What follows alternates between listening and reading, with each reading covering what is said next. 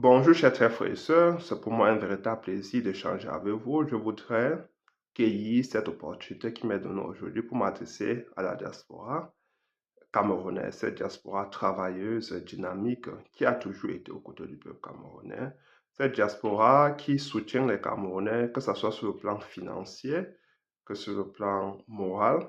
La diaspora camerounaise est un élément très important pour le suivi des Camerounais vivant au Cameroun. Donc, c'est lieu pour moi de leur dire merci, féliciter ces Camerounais épris de paix et de justice qui, chaque jour, essayent d'apporter leur soutien aux Camerounais qui vivent au Cameroun, et notamment même sur le plan éducatif, parce que c'est grâce à la diaspora que beaucoup de citoyens camerounais peuvent aller à l'université. C'est grâce à la diaspora que de nombreux Camerounais sont en capacité de manger 3 repas par jour. Parce que songez que les temps sont devenus de plus en plus difficiles. La situation est presque infernale, elle est alarmante. Si l'on observe la situation économique du Cameroun, nous allons nous rendre compte que beaucoup de Camerounais fonctionnent dans l'informel. Donc, ils ne savent, ils ne savent jamais quel pourrait être leur salaire en fin du mois. Ça, c'est la situation critique dans laquelle les Camerounais vivent aujourd'hui. Donc, je voudrais véritablement dire merci à la diaspora, qu'elle doit continuer ainsi parce que la diaspora ne s'est pas arrêtée en si bon chemin. Depuis quelques années déjà, la diaspora s'est aussi impliquée dans la politique et elle sensibilise les Camerounais vivant au Cameroun, mais elle y contribue à son niveau pour que les choses puissent bouger, pour que les lignes puissent bouger au Cameroun. Parce que nous avons en face un régime qui a décidé d'hypothéquer la vie de tous les Camerounais et même des générations à venir. Donc, parce que le fond pour ces gens n'existe pas. Et ils pensent que le Cameroun appartient à eux tout seuls et qu'ils sont les seuls à pouvoir gouverner les Camerounais. Même s'il n'y a pas de résultats, même si même si le résultat, même si le bilan est désastreux, et ces gens pensent que c'est eux seuls qui ont les capacités de pouvoir diriger les Camerounais. Et cette fois-ci, les Camerounais, ils vont trouver les Camerounais sur leur chemin parce que les Camerounais ont dit stop. Le professeur Moscamzo a dit ça suffit. Et donc, revenant sur le sujet, en lisant certainement le titre de cette vidéo, beaucoup de diasporiens camerounais vont se poser la question de savoir ce qu'ils doivent faire maintenant, qu'est-ce qu'ils ne font pas déjà. Donc, parce que j'aime donner ce titre, c'est pour dire que la diaspora sera décisive dans les élections de 2025. Et donc, certainement, vous posez la question de savoir qu'est-ce que vous ne faites pas déjà. Maintenant, c'est.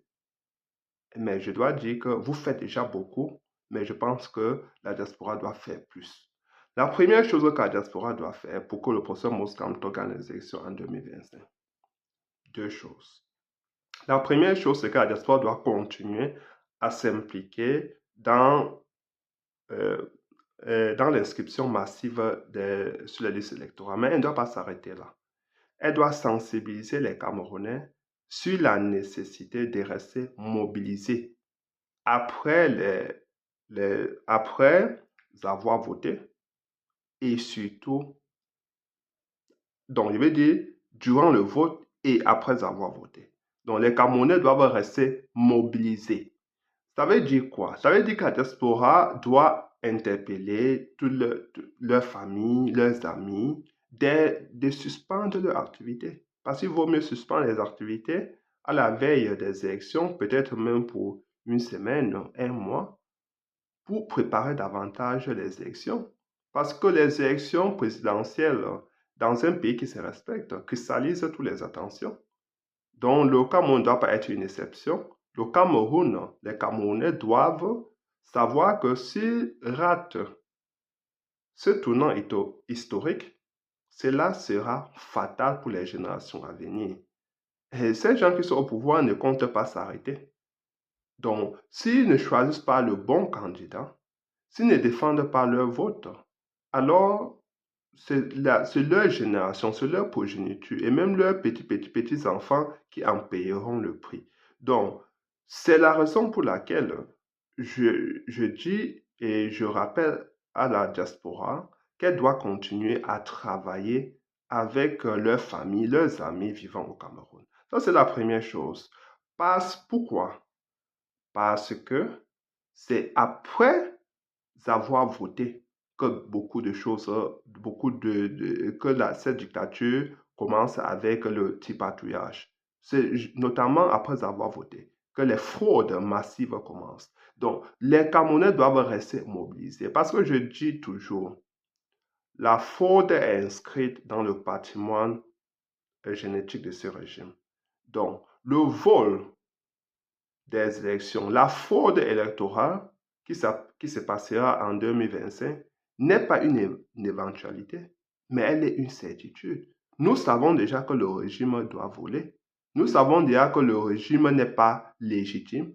Donc, il doit s'appuyer sur les fraudes électorales massives afin de donner l'impression qu'ils ont gagné. Et c'est la raison pour laquelle la diaspora doit faire plus, doit sensibiliser plus les Camerounais, de rester mobilisés. On ne doit pas seulement s'arrêter à dire inscrivons-nous sur les listes électorales. Oui, ça c'est la première étape, mais toutes les étapes sont importantes. Toutes les étapes s'équivalent. Ça veut dire que s'inscrire sur les listes électorales massivement, voter massivement et rester mobilisé pour contrôler son vote massivement. Donc, ces trois étapes sont fondamentales pour que le processus Moscamto déjà gagne au Cameroun. Mais il y a la deuxième partie qui est très importante. La deuxième chose que je voudrais souligner ici, c'est la reconnaissance du processus Moscamto par les chancelleries internationales. Si en 2025, et comme j'y crois que le professeur Maurice Kamto est en capacité et le fera, si en 2025, le professeur Maurice Kamto gagne dans toutes les chancelleries occidentales, alors nous aurons l'avantage que le professeur Maurice Kamto sera déjà reconnu là-bas, dans tous ces pays, en Allemagne, en Espagne, au Portugal, en France, en Angleterre, au Canada, aux États-Unis. Si le professeur Moscamto gagne dans toutes ces chancelleries, y compris même les pays africains, je peux vous rassurer que la légitimité du professeur Moscamto commencera là-bas. Donc, c'est lieu pour moi de proposer à la diaspora qu'elle doit rester mobilisée durant les élections présidentielles en 2025 dans la diaspora. Donc, ça veut dire que la diaspora, ces Camerounais qui étudient sciences politiques dans la diaspora, ou bien qui travaillent dans les médias, dans la diaspora, ou bien qui ont des amis qui travaillent dans les médias, doivent se rassurer que les élections présidentielles 2026 de la diaspora soient complètement couvertes. Donc, les grands médias doivent couvrir les élections de 2025 dans la diaspora. Parce que c'est eux qui vont annoncer les tendances et les résultats officiels. Les résultats, à la fin, c'est eux qui vont annoncer ces résultats-là.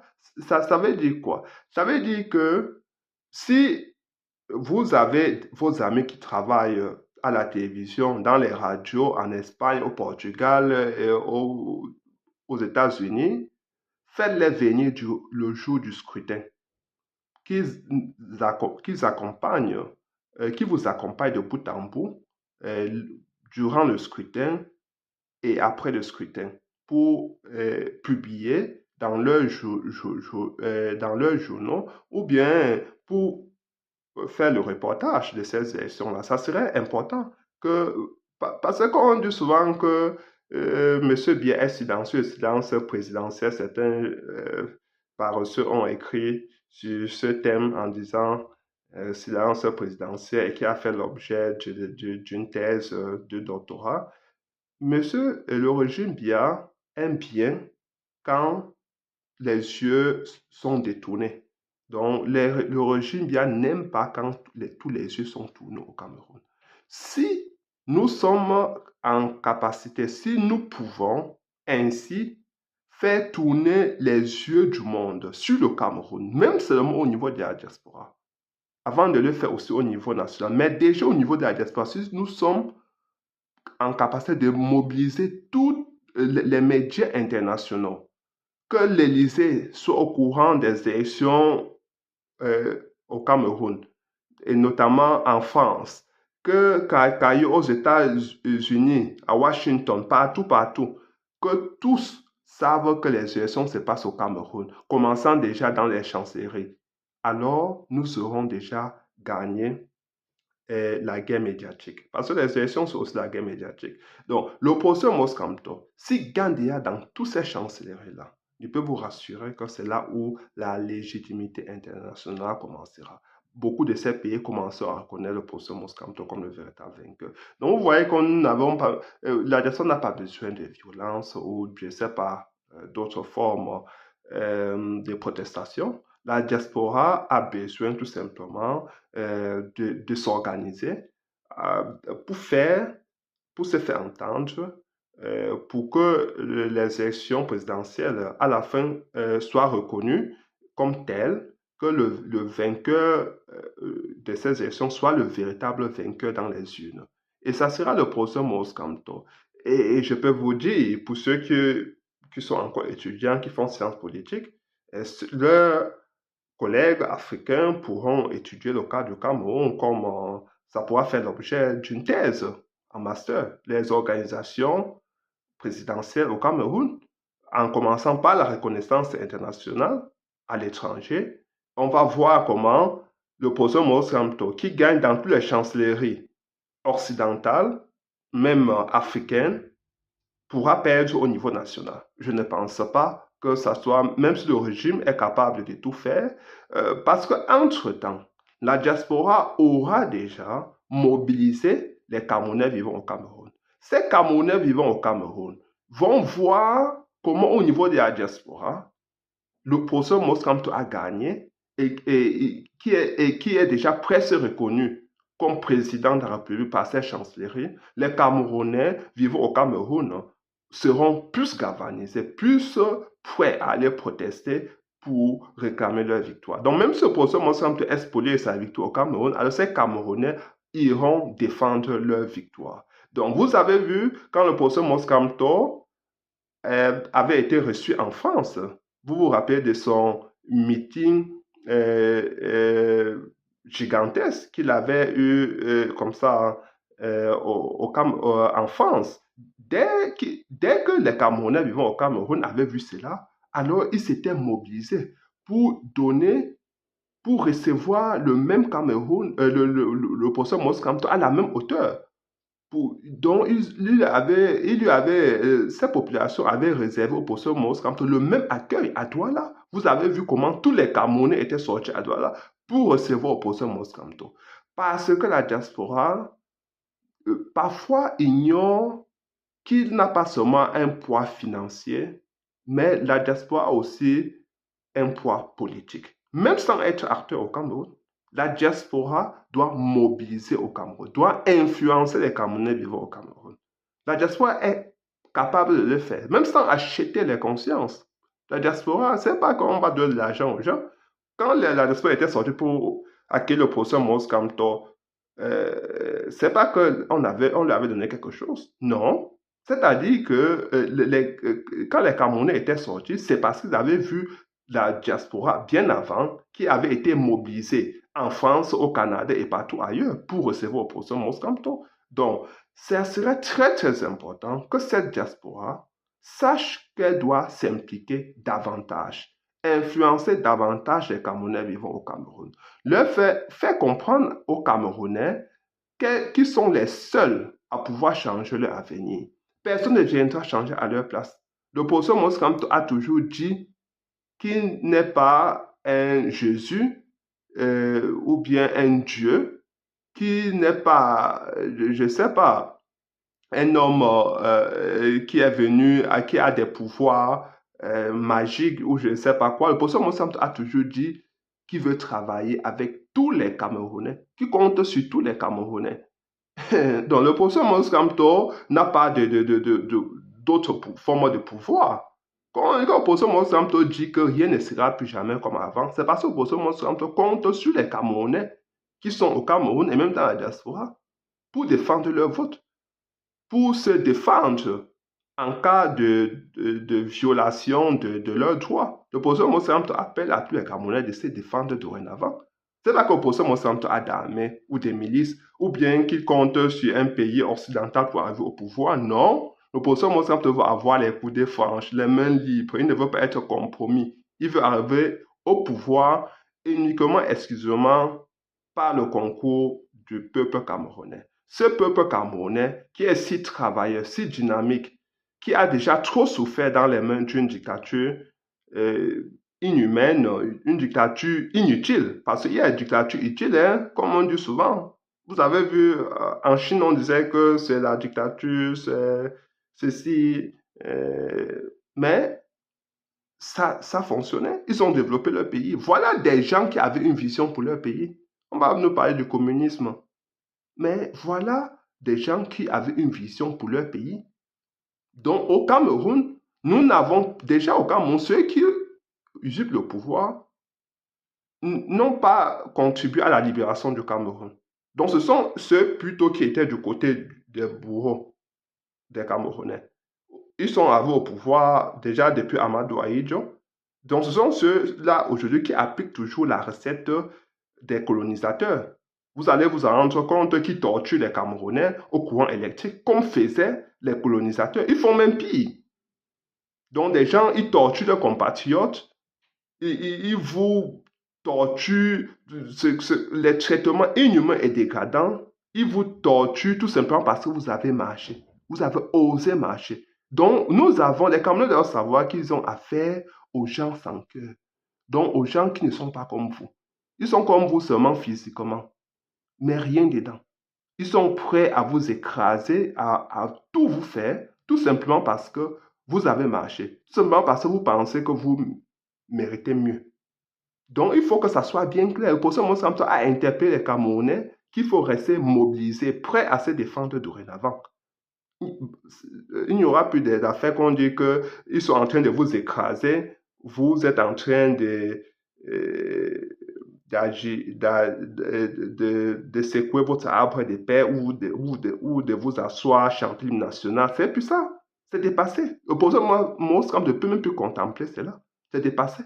Parce que les Camerounais ont tellement souffert. Entre 2018 et 2020, les Camerounais ont souffert. Beaucoup sont encore en prison. D'autres sont morts. D'autres ont des séquelles. Ont gardé des séquelles jusqu'ici. C'est grave. Donc voilà, chers frères et sœurs, chers diaspora, ce que j'avais réservé pour vous, ce n'est pas beaucoup, mais je crois que nous devons déjà dans la diaspora montrer que nous sommes mobilisés. Il faut laisser à côté vraiment les invectives, les injures, les divisions, les guéguerres. Vraiment, il faut laisser tout ça à côté pour vous concentrer sur ce qui est utile. Parce que je sais que la diaspora est un peu divisée en factions, mais il faut mettre fin à tout cela. Organisez-vous, mobilisez-vous pour parler d'une même voix.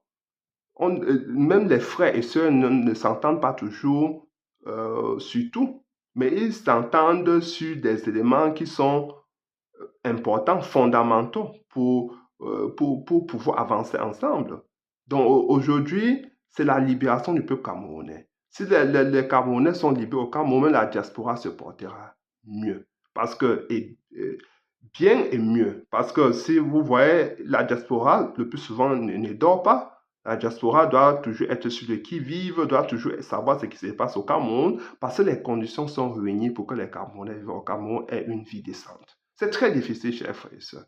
Donc, la diaspora elle-même, même ceux-là qui ont déjà acquis la nationalité, ou bien qui ont toute leur famille dans la diaspora, lancent toujours un regard sur le Cameroun, parce que les Camerounais aiment leur pays. Les Camerounais aiment leur pays. Les Camerounais, d'abord, sont des gens orgueilleux. Donc, ça veut dire qu'ils refusent d'être pauvres. Ils refusent d'être les derniers de la classe. Parce que nous sommes devenus la risée de l'Afrique aujourd'hui. Les Camerounais ont tellement honte de ce qui se passe. Donc, je sais combien la diaspora voudrait que le Cameroun aille mieux. mais elle a cette opportunité de changer les choses en 2025. Vous avez un candidat sûr. Le professeur Maurice Kamto a tous les ingrédients. Le professeur, c'est un homme compétent. C'est un homme sûr. C'est un homme qui a un parcours. Vous pouvez aller scruter tout ce qu'il a fait pour lui-même, pour le pays.